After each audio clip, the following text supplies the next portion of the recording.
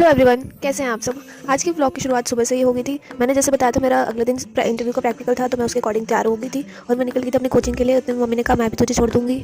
मैंने भी कहा ठीक है आ जाओ, और उन्होंने कहा चल मैं तेरे को छोड़ देती हूँ। फिर बाय बोल के मैं भी निकल गई। लेकिन थोड़ी देर बाद मुझे घर पे अपने वापस आना पड़ा बीच रास्ते से, क्योंकि जहाँ मैं जा रही थी इंटरव्यू के प्रैक्टिकल के लिए, वहाँ पे अचानक से पावर कट हो गया था। वो तो शुक्र है मेरे को बीच में मैसेज आ गया और मैंने देख लिया, नहीं तो मुझे को वापसी का खर्चा डबल और पड़ जाता। इसलिए मैंने फटाफट से वहीं पे कॉल रोका और वहीं मम्मी से बात की, तो उन्होंने कहा तू घर पे ऐसे ही वापसी आ जाओ। लेकिन इस बीच बुरा इसलिए लगा कि मुझे 2 साइड का फालतू का खर्चा पड़ गया। बाकी ये सब तो नेचुरली होता है, क्योंकि पावर कट का कुछ पता नहीं चलता। इस बीच दूसरी प्रॉब्लम मुझे यही हुई कि मुझे 1 डेढ़ से 2 घंटे तक बाइक पर कंटिन्यूसली बैठना पड़ा, जिस वजह से मेरे पीठ में बहुत ज़्यादा दर्द हो गया था और पेन हो रहा था। लेकिन उस सबको भूलने के लिए मैं फटाफट से किचन में आ गई खाना खाने के लिए। तो मैंने पूछा मम्मी से क्या बना है, तो उन्होंने कहा आलू के पराठे बने गर्मा गर्म। लेकिन मैंने कहा आपने तो कढ़ी चावल कहा था। उन्होंने कहा वो तो दोपहर के लिए बनेंगे, क्योंकि ऑलरेडी टाइम आफ्टरनून का हो चुका था, तो वो साथ में कढ़ी चावल की भी तैयारी कर रहे थे। क्योंकि मुझे बहुत तेज़ से भूख लगी थी, तो मैंने मम्मी से कहा, तो मम्मी ने कहा ये आखिरी पराठा हो जाए तो फिर मैं तो उसके बाद खाना खाते हैं, लेकिन तब तक मैं कढ़ी की बाकी की तैयारी कर लेती हूँ। उसके लिए उन्होंने बेसन और खट्टे दही को ग्राइंडर में डाल दिया ग्राइंड करने के लिए, ये ताकि काम ईजिली हो सके। और उससे पहले ही उन्होंने मसाला भुनने के लिए रख दिया था गैस पे। उतने में मैं खुश हो रही थी, इसलिए कि वैसे तो मेरा दिन ऑलरेडी ख़राब हो चुका था इस समय, लेकिन क्योंकि मेरा फेवरेट खाना बन रहा था और खाना सारे इमोशंस को हैप्पी हैप्पी कर देता है, इसलिए मैंने भी खुश हो गई और इस चीज़ का मज़ा लेने लगी।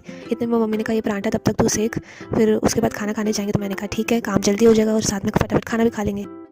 काम जल्दी हो जाए पराठे का, तो इसलिए मम्मी ने कहा मैं इसमें घी लगा देती हूँ, तू फटाफट तब तक उसको रोड घी के ढक्कन से, ये तू भी खाना जल्दी खा ले, तब तक मैं कढ़ी का देख लेती हूँ। मैंने कहा ठीक है दो मुझे, मैं करती हूँ। फिर मैंने भी घी का ढक्कन उठा लिया और उसको वैसे ही रोड़ना स्टार्ट कर दिया।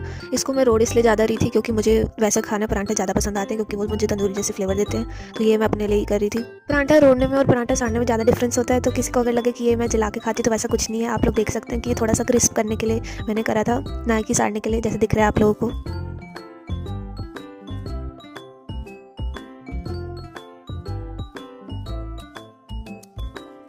थोड़ी देर बाद जब पराठा रूठ गया जैसे मैं खाती हूँ हमेशा की तरह, तो उसके बाद मैंने उसको गैस पे नीचे उतारा और सब पराठों के साथ रख दिया और खाने के लिए निकल गई।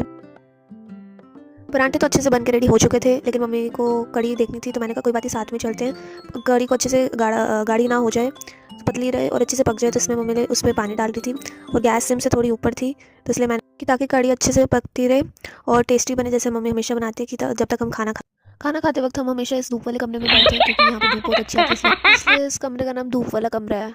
अच्छे से धूप वाले कमरे में खाना खाने के बाद मेरे को तो बहुत मज़ा आया, लेकिन मेरे को बैक में दर्द हो रहा था इतना ट्रैवल करने की वजह से। लेकिन अभी भी कसर बाकी बची थी पूरे दिन के ख़राब होने की। इतने में मैंने सोचा कि मैं लेटूं, लेकिन ऐसे तो हो ही नहीं सकता कि मेरे को आराम आज के दिन मिल सके। जैसे ही मैं लेटी, मेरे को मम्मी की आवाज़ आई कि देखो कहीं जाना है काम करने के लिए। मतलब मुझे नहीं जाना, मेरे को एक स्कूटी की चाबी देने जानी थी अंकल को, उनको ज़रूरत थी, तो मैं नीचे गई। चाबी लेके मैं लिफ्ट के पास